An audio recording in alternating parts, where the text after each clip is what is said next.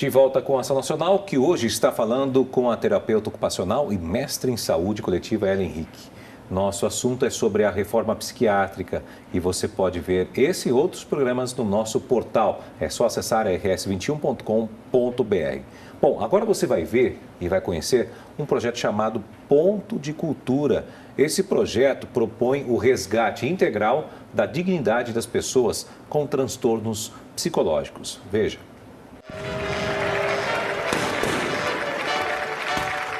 Alô, atenção! Alô, atenção! Alô, atenção! O Maluco Beleza está no ar, no ar, no ar, no ar. Bom dia, senhores ouvintes da 101,9 FM, Rádio Educativa.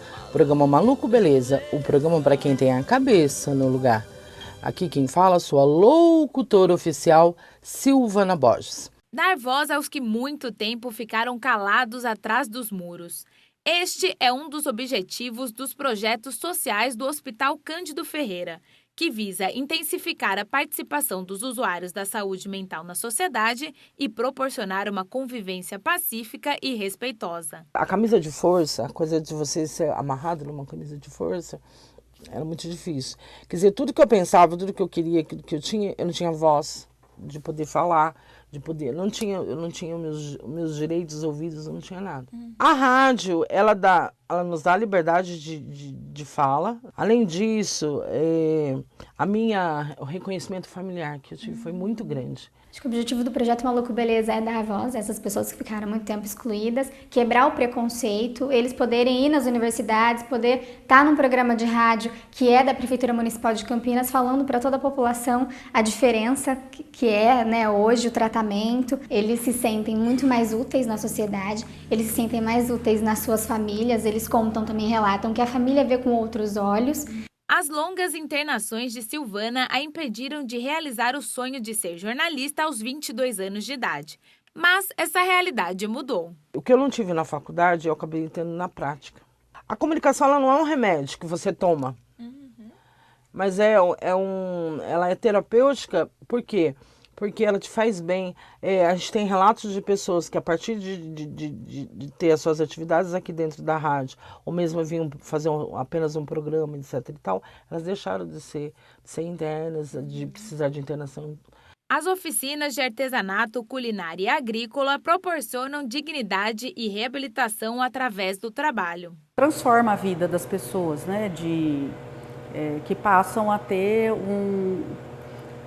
a ser vistos de outro jeito pela própria família, pela comunidade, pelos vizinhos que veem aquele sujeito todo dia saindo de casa, indo para um lugar, para um trabalho.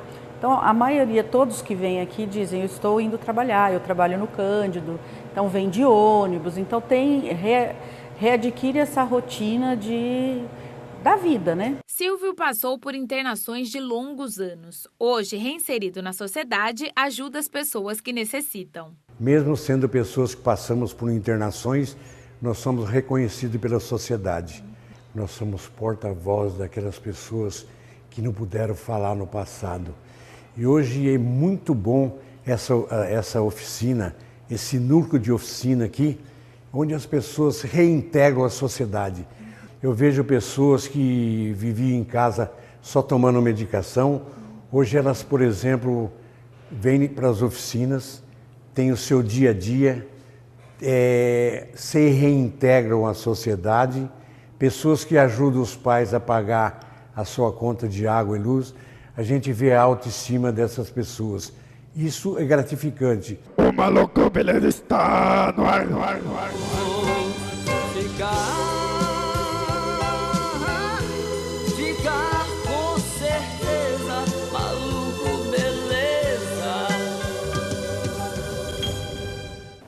Bom, Elia, a gente pode ver nesse VT, né, um projeto muito bacana, né? Através do rádio, a gente faz a reintegração, né, na sociedade, né, do transtorno psiquiátrico, enfim, da pessoa, do paciente na sociedade. Isso é muito bacana de ver, através da comunicação.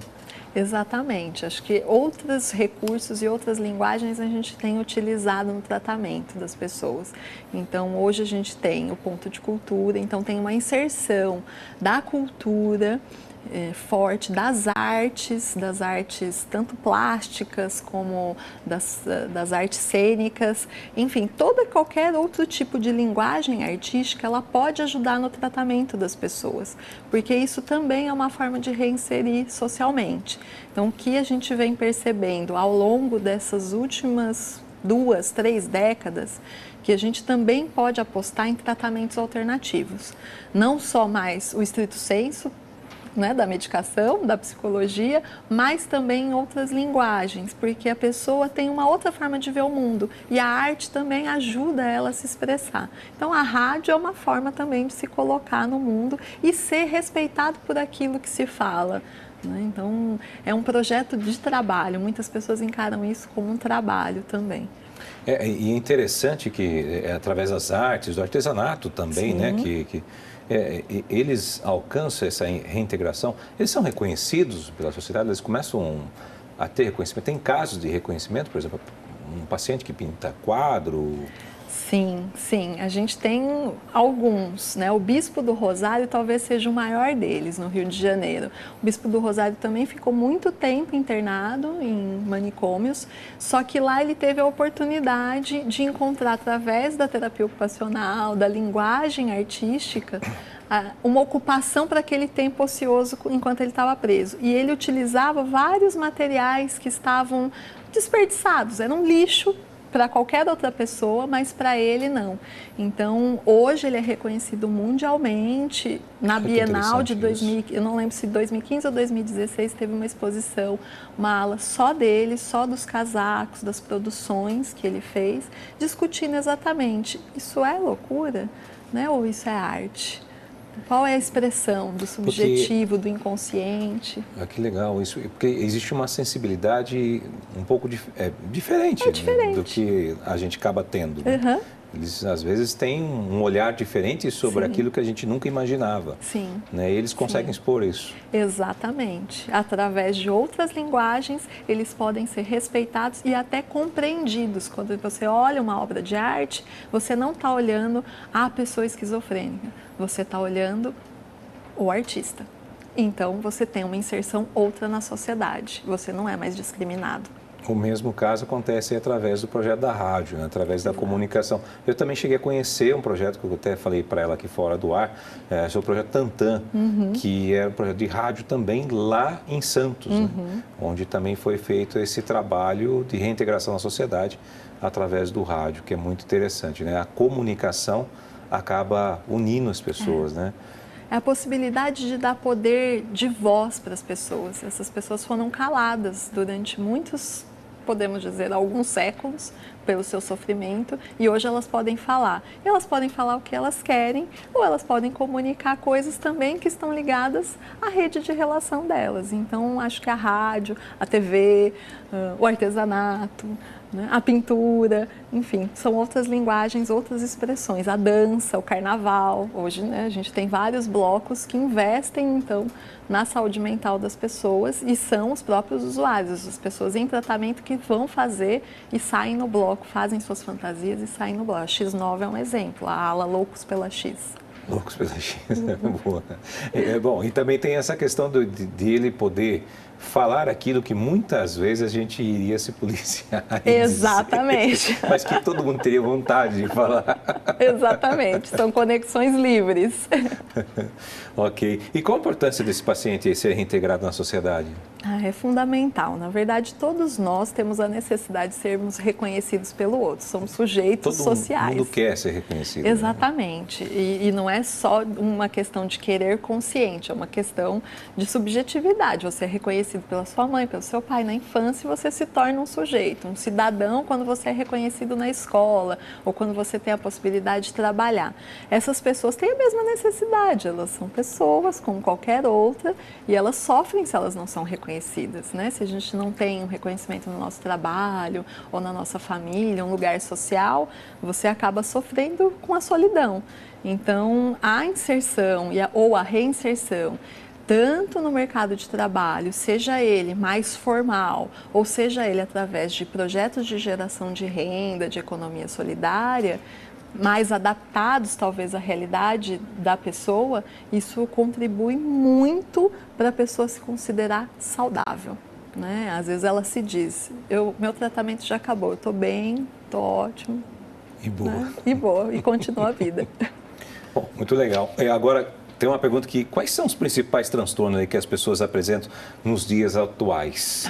Porque a gente tem que ir nesse assunto, com certeza. Com certeza, as pessoas né? Porque muitas vezes as pessoas confundem, pô, a gente tem a questão de depressão, né? A ansiedade, pessoas que têm problemas com álcool, Sim. né? Com drogas, né? Enfim, entre outras coisas que... Eu conheci pessoas, pessoalmente, que acabaram no manicômio porque ela era alcoólatra. Sim. E aí a família não sabia identificar e não sabia o que fazer. A pessoa tinha ido fazer um tratamento, né, contra o alcoolismo, não deu certo, depois de 6 meses voltou a beber de novo. E aí a pessoa, no desespero, a família no desespero, acabou simplesmente internando no manicômio. Sim. E aí a situação piorou mais ainda. Sim, sim. O que a gente tem hoje dos transtornos que a gente fala, os transtornos contemporâneos, né? A depressão, a gente não tinha ela antes da década de 50, podemos pensar assim. Mas hoje os grandes transtornos, o que acomete mais as pessoas, a depressão é uma delas, um grande fator, a ansiedade, o uso de substância, com ênfase ao álcool, assim, o álcool hoje é o grande problema de saúde pública que a gente fala, né? Tem outras drogas que às vezes socialmente são mais intoleradas, mas o nosso problema hoje é com uma droga lícita, que é o álcool, e a esquizofrenia, que as pessoas ainda têm muito preconceito de como cuidar das pessoas com esquizofrenia em liberdade, ainda tem muito medo da loucura, né? Podemos dizer assim. E a depressão e a ansiedade tem muito a ver com as formas como a gente vem lidando no contemporâneo com o nosso trabalho, com as nossas relações. Tudo tem que ser muito rápido, tudo tem que ser veloz, tudo tem que ser perfeito, tudo tem que ser bonito. A cobrança é muito intensa? A cobrança é muito intensa, você tem que produzir muito.